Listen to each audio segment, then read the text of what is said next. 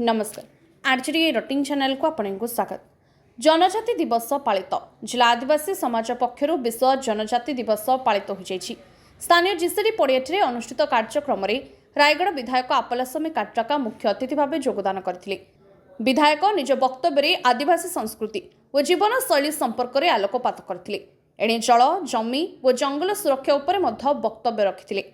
सम्मानित अतिथि भाव में पूर्वतन मंत्री लाल बिहारी हिमरिका, आईटीडीए प्रकल्प प्रशासक चंद्रकांत माझी, पूर्वतन प्रशासनिक अधिकारी जलांधर पुसिका, पूर्वतन जिला परिषद अध्यक्ष गंगाधर पुआला, ब्लॉक अध्यक्ष हरप्रसाद हेप्रुका प्रमुख उपस्थित रही। जनजाति दिवस पालन पर विशाल समावेश अनुष्ठित होता। सहरर चारिदिगरू राली बाहर कर तहसिल छकरे अंबेडकर प्रतिमूर्ति ठारे माल्यार्पण करथिले आदिवासी नेता। यापर जीसीडी पड़ियाठे कार्यक्रम अनुष्ठित होता। शेष में नृत्य संगीत सांगरे सांस्कृतिक कार्यक्रम परिवेषण होता। हजार संख्यार जनजातीय संप्रदायर लोक मैंने सामिल होते।